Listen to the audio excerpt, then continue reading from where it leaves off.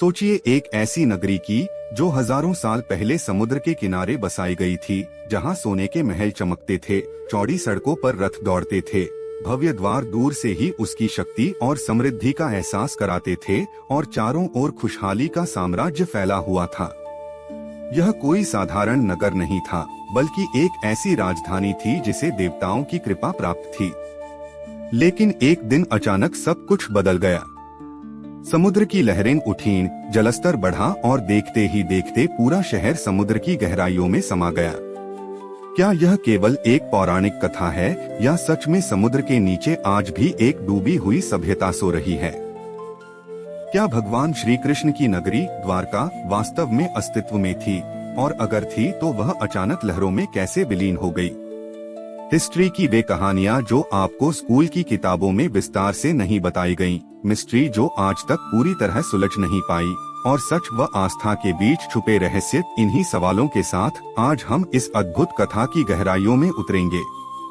आपका स्वागत है ब्रेंचकर ऑफिशियल पर, जहां हम इतिहास, रहस्य और छुपे हुए तथ्यों को समझने की कोशिश करते हैं। तो आइए शुरू करते हैं द्वारका की रहस्यमयी कहानी। प्राचीन ग्रंथों के अनुसार जब श्री कृष्ण ने मथुरा छोड़ी, तब परिस्थितियां अत्यंत गंभीर थीं। बार बार हो रहे आक्रमणों से यदुवंश को सुरक्षित स्थान की आवश्यकता थी। तब श्री कृष्ण ने समुद्र के किनारे एक नई राजधानी बसाने का निश्चय किया। मान्यता है कि समुद्र देव ने स्वयं पीछे हटकर भूमि प्रदान की और उस स्थान पर एक भव्य, योजनाबद्ध और सुरक्षित नगरी का निर्माण हुआ। विष्णु पुराण और हरिवंश पुराण में द्वारका का वर्णन अत्यंत समृद्ध नगर के रूप में मिलता है, जहां असंख्य महल थे, ऊंचे ऊंचे प्रवेश द्वार थे, सुंदर उद्यान थे और चारों ओर सुदृढ़ सुरक्षा व्यवस्था थी। कहा जाता है कि यह नगरी इतनी सुव्यवस्थित थी कि उसकी सड़कों और भवनों की रचना विशेष ज्यामितीय ढंग से की गई थी। इसी कारण इसे द्वारका अर्थात द्वारों की नगरी कहा गया।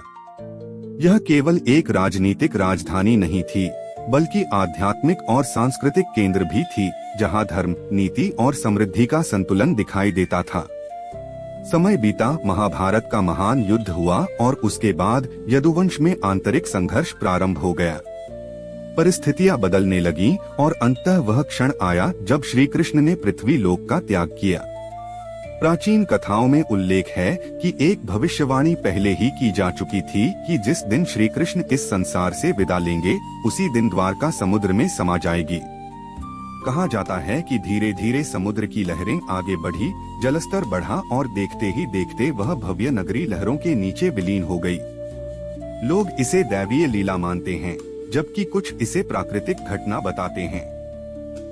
सदियों तक यह कथा केवल आस्था और पौराणिक वर्णन का हिस्सा बनी रही और कई लोगों ने इसे प्रतीकात्मक कहानी समझा। लेकिन 20वीं सदी के अंतिम दशकों में स्थिति बदलने लगी। गुजरात के तट के पास समुद्र के भीतर वैज्ञानिक खोज अभियान शुरू किए गए। आधुनिक तकनीक की सहायता से समुद्र की गहराइयों का सर्वेक्षण किया गया। इस अभियान में समुद्र की सतह से नीचे पत्थरों की दीवारें, व्यवस्थित संरचनाएं, सड़क जैसी आकृतियां और प्राचीन पत्थर के लंगर प्राप्त हुए।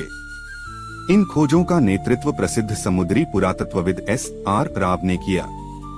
उनका मानना था कि ये अवशेष हजारों वर्ष पुराने हो सकते हैं और संभव है कि यह वही प्राचीन तटीय नगर हो जिसका उल्लेख ग्रंथों में मिलता है।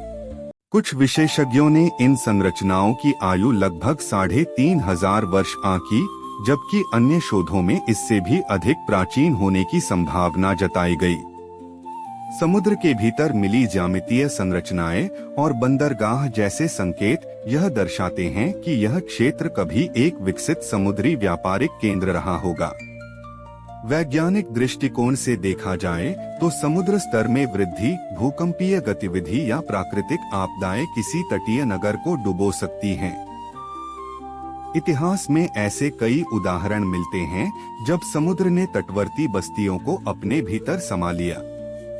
संभव है कि द्वारका भी ऐसी ही किसी प्राकृतिक प्रक्रिया का शिकार हुई हो। वहीं आस्था का पक्ष मानता है कि यह सब श्री कृष्ण के अवतार की लीला का भाग था और उनके पृथ्वी से जाने के साथ ही नगरी का अंत निश्चित था। यही वह बिंदु है जहां विज्ञान और विश्वास आमने सामने खड़े दिखाई देते हैं। एक और पुरातात्विक प्रमाण हैं जो किसी प्राचीन सभ्यता की ओर संकेत करते हैं, और दूसरी ओर धार्मिक ग्रंथों का वर्णन है जो इसे दिव्य नगरी के रूप में प्रस्तुत करता है। आज भी समुद्र की गहराइयों की पूरी तरह से खोज नहीं हो पाई है। तकनीक उन्नत हो रही है और भविष्य में संभव है कि और भी स्पष्ट प्रमाण सामने आए। यदि कभी यह सिद्ध हो जाए कि समुद्र के नीचे मिली संरचनाएं वास्तव में उसी काल की हैं जिसका उल्लेख प्राचीन ग्रंथों में मिलता है, तो इतिहास की धारणाएं बदल सकती हैं।